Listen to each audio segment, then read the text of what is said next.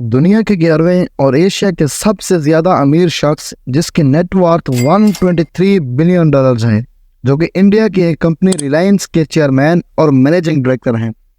جی ہاں، آج ہم بات کر رہے ہیں مکیش امبانی کی۔ مکیش دھیرو بھائی امبانی 19 اپریل 1957 کو ایدن موجودہ یمن کے برطانوی کراؤن کالونی میں ایک گجراتی ہندو فیملی دھیرو بھائی امبانی اور کوکیلا بین امبانی کے ہاں پیدا ہوئے۔ ان کی فیملی میں ان کا ایک چھوٹا بھائی انیل امبانی اور 2 بہنیں ہیں۔ ایک کا نام نینا بدرشیام کوٹھاری جبکہ دوسری کا نام دیپتی دتاراج سرگونکر ہے۔ مکیش امبانی کے والد دھیرو بھائی امبانی اچھے روزگار کی تلاش کے لیے انڈیا سے یمن کی طرف گئے اور وہاں پر ایک ایکسپورٹ اور امپورٹ کی کمپنی میں کلرک کی نوکری دیتے رہے۔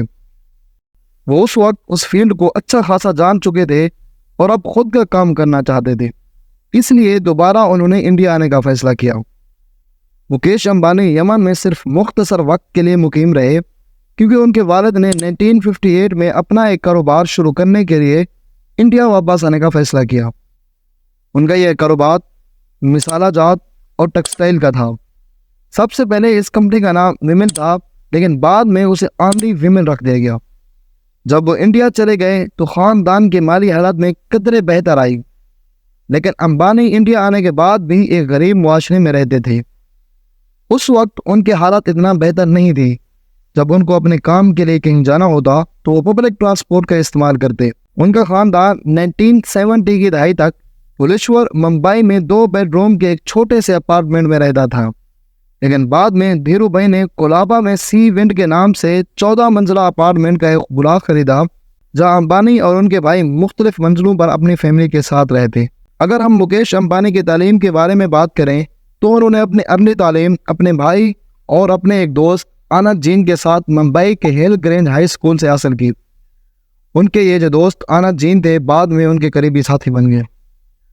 انہوں نے اپنی اعلیٰ تعلیم سینٹ زیویئر کالج ممبئی سے حاصل کی۔ اس کے بعد انہوں نے انسٹیٹیوٹ آف کیمیکل ٹیکنالوجی سے کیمیکل انجینئرنگ میں BE کی ڈگری حاصل کی۔ امبانی نے بعد میں اسٹینفورڈ یونیورسٹی میں MBA کے لیے داخلہ لیا۔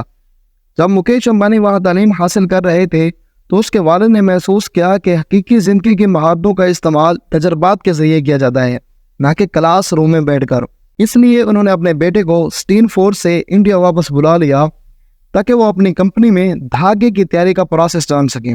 امبانی اپنے ٹیچر میں سے ولیم ایف شارپ اور منموہن شرما سے بہت متاثر تھے کیونکہ وہ اس قسم کے پروفیسر تھے جنہوں نے مکیش امبانی کو اپنے سرکل سے باہر سوچنے پر مجبور کیا۔ جب دھیرو بھائی امبانی نے اپنا بزنس سٹارٹ کیا تو بہت ہی اچھے طریقے سے چلنے لگا۔ ان کا یہ بزنس اسپائسز یعنی مسالہ جات اور ٹیکسٹائل کا تھا۔ مسالے تو انڈیا میں بہت تعداد میں پائے جاتے ہیں، لیکن ٹیکسٹائل کے بزنس کو چلانا تھوڑا مشکل تھا کیونکہ اس وقت کاٹن پر انڈین گورنمنٹ کی پالیسیاں تھوڑا سخت تھیں، لیکن انہوں نے ہار نہیں مانی اور آرٹیفیشل طریقے سے دھاگے وغیرہ بنانے لگے۔ اس سے وہ گورنمنٹ کی سخت پالیسی سے بچ گئے۔ وہ ان مسالہ جات کو اور دھاگے کو انڈیا سے مڈل ایسٹ اور افریقہ کی طرف بھیجتے۔ اب اس بزنس کو چلانے کے لیے دھیرو بھائی امبانی کو کسی ساتھی کی ضرورت تھی اور اس کے لیے دھیرو بھائی کے پاس مکیش امبانی کے علاوہ کوئی دوسرا آپشن موجود نہیں تھا۔ اس لیے دھیرو بھائی نے مکیش امبانی کو اسٹینفورڈ سے واپس بلا لیا۔ اسی طرح مکیش امبانی اسٹینفورڈ سے انڈیا واپس آ گئے اور اپنے family business Reliance industries limited کی کمان سنبھال لی۔ 1981 میں مکیش امبانی نے ریلائنس انفوکام لمیٹڈ قائم کی، جس کا بعد میں نیم چینج کر کے ریلائنس کمیونیکیشن لمیٹڈ رکھ دیا گیا۔ اس کا مین مقصد انفارمیشن اور کمیونیکیشن ٹیکنالوجی کے اقدامات پر مرکوز تھا۔ صرف 24 سال کی عمر میں مکیش امبانی کو پتل گنگا پیٹرو کیمیکل پلانٹس کی تعمیر کا چارج دیا گیا، جب کمپنی آئل ریفائنری اور پیٹرو کیمیکلز کی انڈسٹری میں بہت زیادہ انویسٹنگ کر رہی تھی۔ امبانی نے جام نگر انڈیا میں ایک ایسا آئل ریفائنری بنایا جو 2010 میں 6,60,000 بیرل ایک دن کا آئل ریفائن کر سکتا تھا۔ اس کے علاوہ امبانی نے دسمبر 2013 میں ایک انڈین کمپنی بھارتی ایئرٹیل کے ساتھ معاہدہ کیا۔ اس معاہدے میں کہا گیا تھا کہ وہ مل کر انڈیا میں 4G انٹرنیٹ لائیں گے۔ اگر ہم مکیش امبانی کی ویلتھ کے بارے میں بات کریں تو یہ تقریباً $122 بلین ہے اور وہ اس وقت ایشیا کے امیر ترین اور دنیا کے 11ویں امیر ہیں۔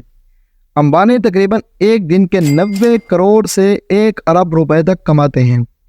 अगर हम अमीरों की लिस्ट में से अमेरिका के बंदों को निकाल दें तो अंबानी दुनिया के दूसरे बड़े अमीर बनेंगे।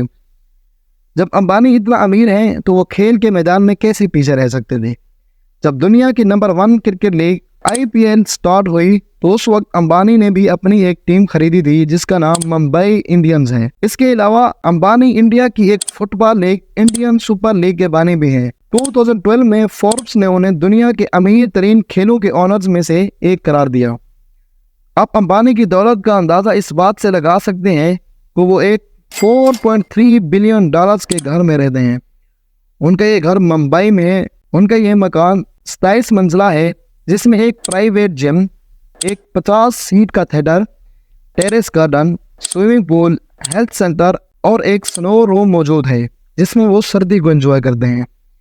पिछले साल उनके छोटे बेटे आनत अंबानी की शादी हुई जिसका सोशल मीडिया पर बहुत चर्चा रहा, जिसमें आपने बड़ी बड़ी सेलिब्रिटीज़ को देखा होगा, जिसमें काबिल ज़िक्र जस्टिन बीबर, शाहरुख खान, सलमान खान और भी बहुत से हैं। वाज़ेह रहे उन्होंने चंद मिनटों का कई करोड़ लिया होगा। सोशल मीडिया के मुताबिक आनत अंबानी की शादी में टोटल 500 करोड़ लग गए। ये पैसे मेरे और तुम्हारे लिए ज़्यादा होंगे लेकिन अंबानी के लिए नहीं। अंबानी के लिए ऐसे है जैसे दरिया से एक गिलास पानी निकालना। उम्मीद है कि ये वीडियो आपको पसंद आई होगी। दुआओं में याद रखना। वस्सलाम।